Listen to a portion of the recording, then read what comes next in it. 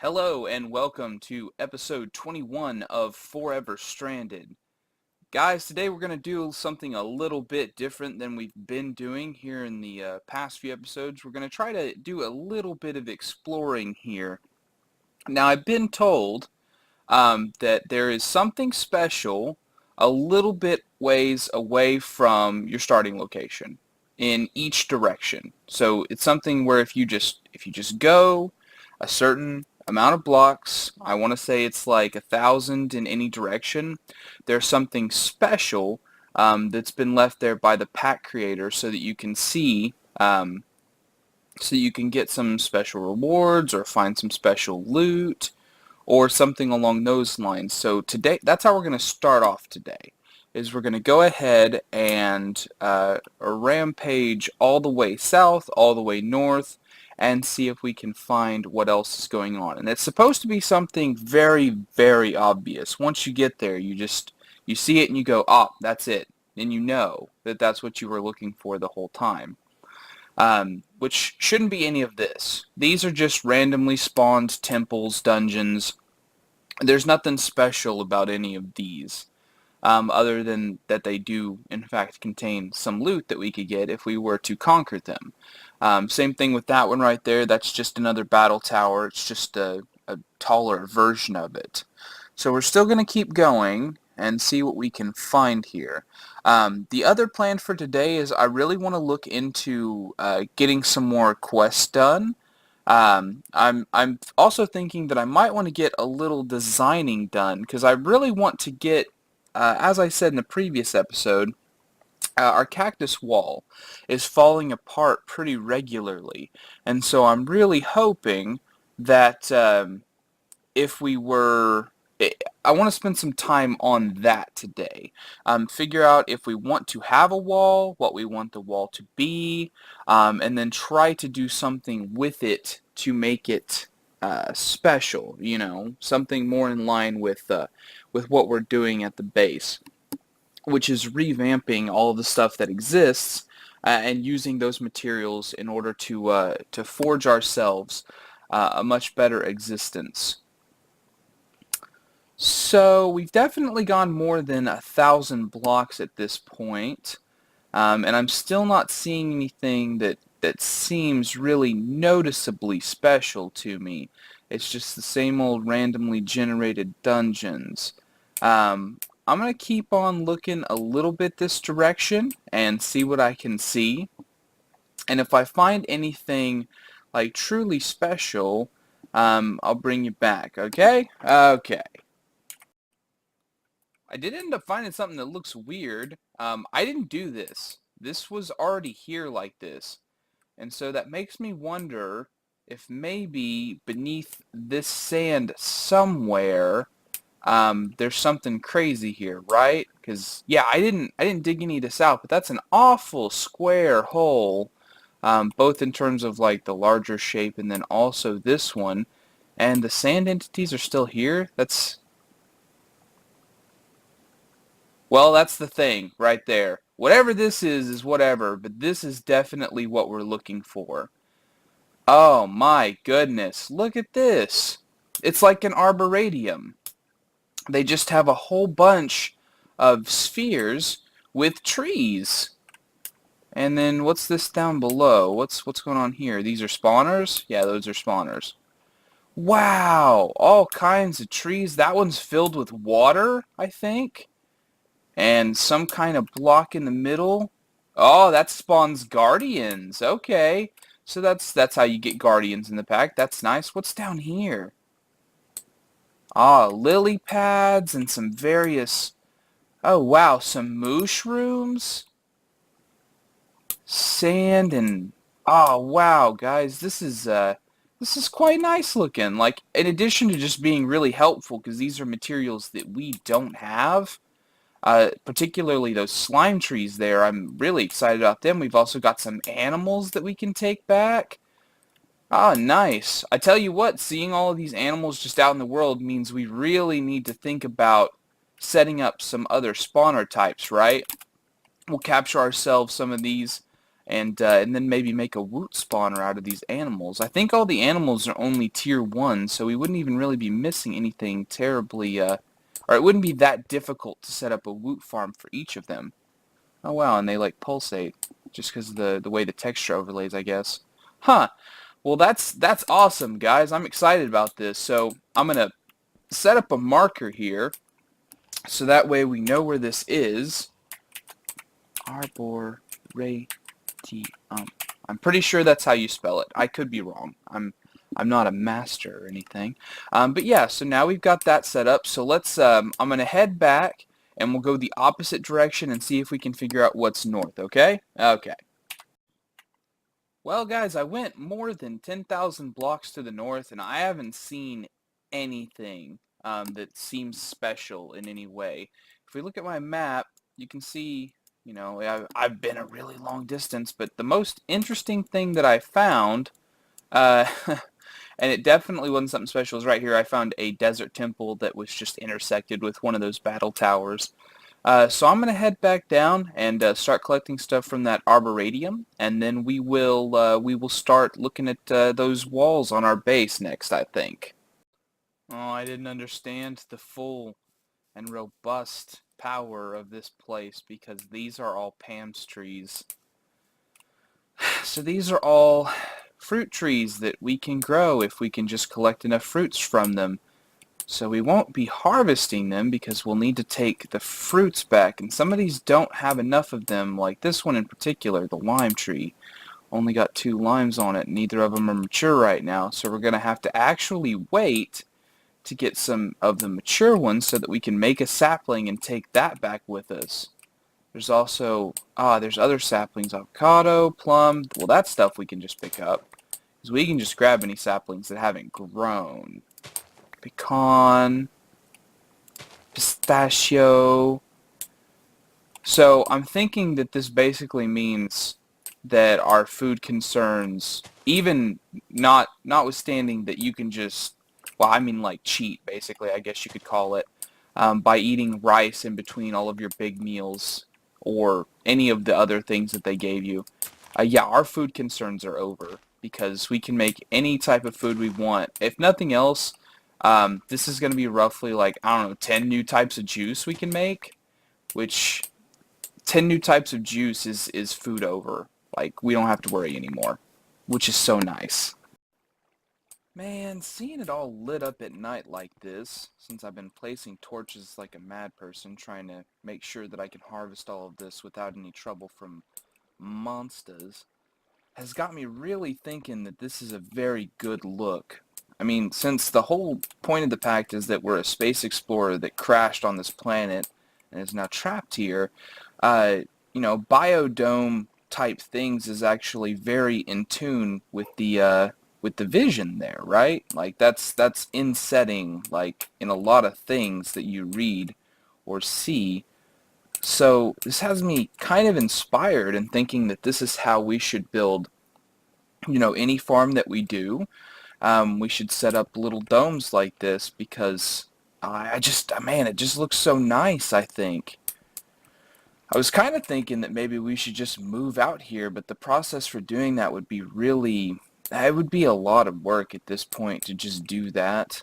And, I mean, like, there's still lots of resources in the city that we have available to us that we haven't really captured or taken on. I mean, but there's also plenty of stuff out here too, since as you look around us, as we were moving, we discovered plenty of towers that we haven't looted. There's more stuff out here. Whatever this is, there's like another one right here.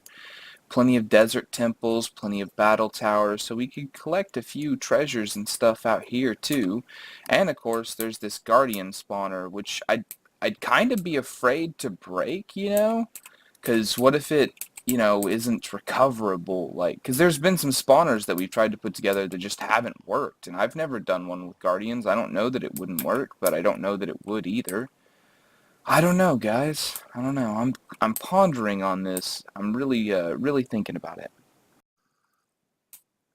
I flew around the town for a little bit. I was trying to decide what we should do about the wall, because like I said, I want to get that set up to be, a little bit better. a little bit less vulnerable to whatever it is that's going on where random bits of it are just getting destroyed for seemingly no reason. And I came across, the primary pattern in our building is we use those brownstone bricks because that's kind of what the town is based around, right? But another one that they use are these dried bricks, and that's probably what we're going to do here. So I'm going to tear down a portion of it, starting here. Sure, why not? And we are going to rebuild using these dried bricks, because I feel like this is going to be our best option at the moment. So we're going to come one out, so that way I can still have some of the sand if I need it, right? And we're just going to start placing. And instead of being all, oh, what's the term for it? Like crenellated? No. Where it's in that zigzag pattern that you have to place cactus. We're just going to do this in a straight line all the way to the end of our base, which is much further than I thought it was. Waka, waka, waka. Okay. And then, yeah, curve right there, the end of the cactus. That still leaves us a sand, right? Yeah, now there's going to be more on this side just because, there was more on this side. But that's okay, that's fine. It doesn't matter that there's going to be more here. So we can tear this one out. And then vein mine. Doosh. Take all the cactus.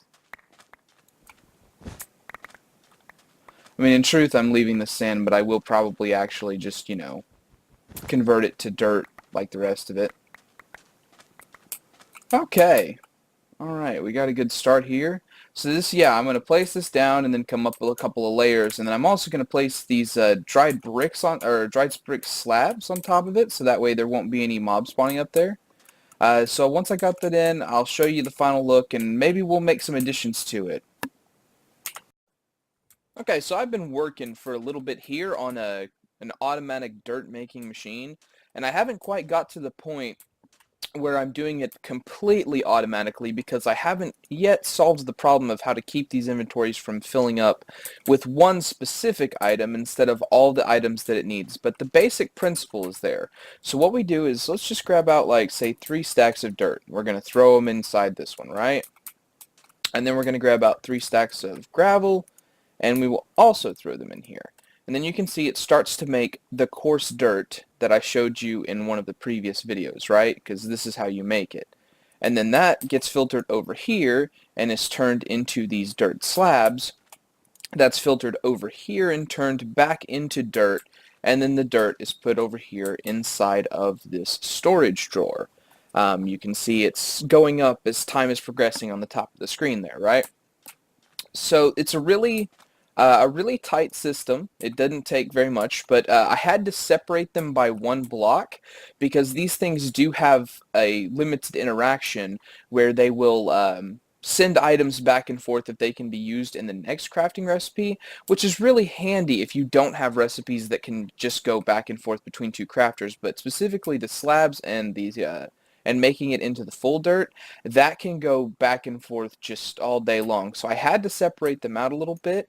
But yeah, it's not bad. It's working just the way that you'd think that it should. I could speed this process up more if I put in more speed upgrades for the actual machine here, and that's something that over time we would do because I'm trying not to like super duper drain my grid power. You know what I mean? Because we do still need it for flight and all of the other machines that we're running. But yeah, no, this is fantastic looking. So we can just come down here every now and then, grab like, I don't know, 6 stacks of dirt, throw it in here, 6 stacks of gravel, throw it in here, and then just let this build up over time. And then we can turn it in for that final quest down at the end. Now the other thing that I've done is I went ahead and I put the wall up that I was talking about, so I'm going to show that off real quick. It's nothing fancy. It is nothing fancy at all. And I was working on filling in the dirt, which is why I stopped, because all of a sudden I didn't have enough dirt.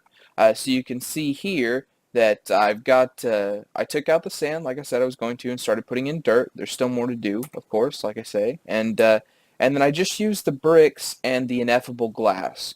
So I've got the basic, kind of gateway areas on any place where the road enters or exits my base. I've also got one down here that I suppose you could think of as being out to the greater desert, if you will, since the road did just abruptly end at the end of this house, and I didn't extend it out, and probably won't, in all honesty. I don't really have a strong interest in recreating this pattern going out that side of the base again. But yeah, so we now have a solid wall that's not going to fail us anytime soon. The only problem we have is that spiders can climb over it. But that's something that we can address. You know, we could put some slabs or something on this other side of it.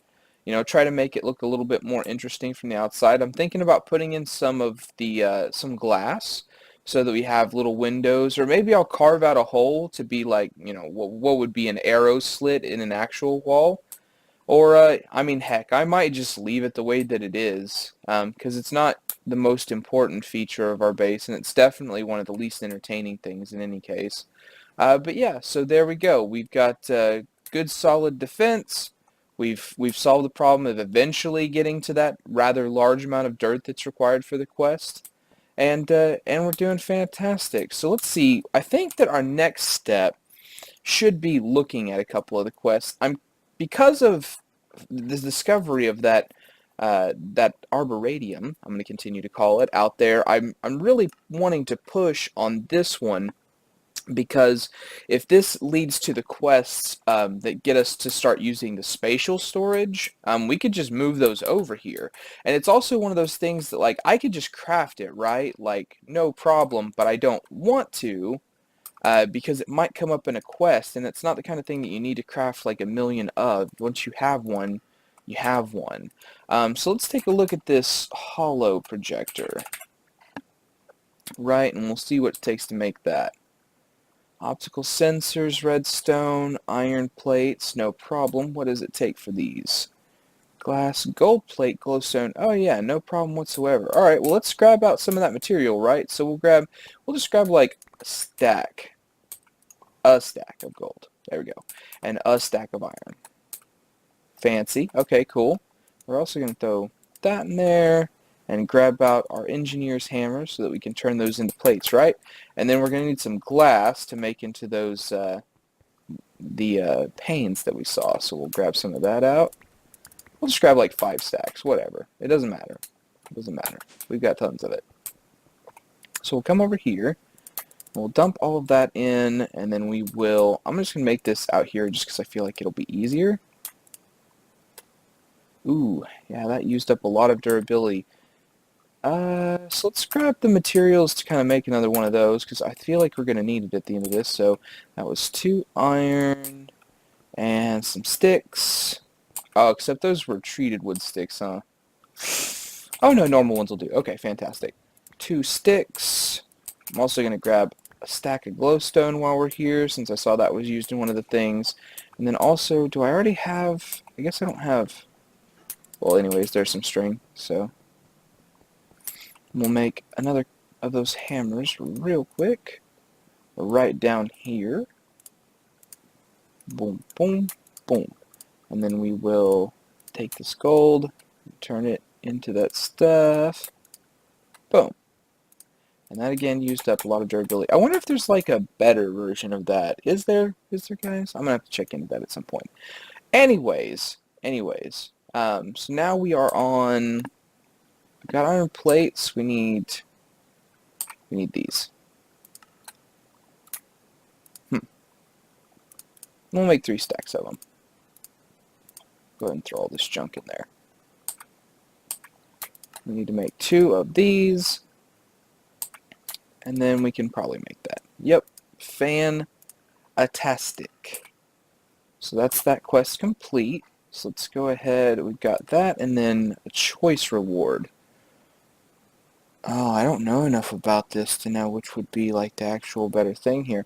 I'm imagining that the actual like low pressure tank would probably be, because these are probably easier to make than this. I don't know though. Let's see. At advanced, what does it take to get this titanium aluminide? which I think we've got this dust just sitting over there in our system, right? And this is vaguely the same thing. Titanium iridium alloy. What do we have over here? What is this stuff? Titanium aluminide and dilithium.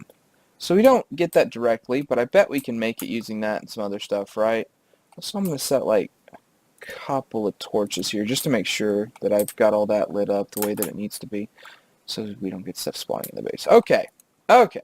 So now we've got that. What does it take to make that tank? Where is it? Low pressure tank. 2 iron sheets inside of a rolling machine. Okay, so no, I'm imagining, yeah, these are just iron plates inside that same roller. So that's easy to make. So then we had the titanium aluminide, so we'll take the titanium iridium. Claim. Fantastic. And then we'll throw that in there, and we'll pop this loot chest. Mob container, portable temperature regulator, and a lava generator Mark II. Hey, that's definitely not bad. I really do need at some point to just go ahead and set up like an actual lava system, just to have one, really, more than anything. Let's go ahead and throw that in there. I'm gonna clear up our inventory a little bit. I was moving grass around, so I've got like a whole bunch of extra junk inside here. Put the builder's one away, put the ineffable glass away, the engineer's hammer. Okay, all right. So then what's next there? What's next? We got from there first plate, a small plate presser, and a lever. Okay. Well, what's around it? Am I seeing anything that smacks me of See, I'm actually just thinking this is just going to be advanced rocketry. I don't think this is going to have anything to do with the spatial storage because the AE stuff was covered here, and I don't think there's going to be more off of a different quest line like this one, this one, this one, or this one. So I really feel like we might just be able to go ahead and do that, like work on the spatial storage stuff, and move those arboradiums over, because that's actually what I want to do. I've decided, like, I don't want to build another base out there. We've gotten pretty involved with this one, and we're going to get more involved as time goes on, so I just want to stay here. But I want to move those things over to here, like just out here, so that we can have them as things that exist over here at our base. And then we'll have a whole bunch of pretty farms that surround this town too, which will be quite nice, I feel. It'll be a good aesthetic touch, and also, you know, we need farms, obviously. There's nothing wrong with us just having farms available to us. So yeah, that's kind of my plan. But anyways, that's going to be it for this episode. I hope you enjoyed it. If you did, please leave a like down below. And if you want to see more, please subscribe, because we've got plenty more to do on this series. We're reaching the point where we're getting towards the end game, I feel. But we're not there yet. And those collector quests are going to probably take us some pretty advanced setups to even be able to chew through. So there's still a lot to go, so please subscribe if you want to see more. Anyways, thanks for everything, guys, and I'll see you in the next episode.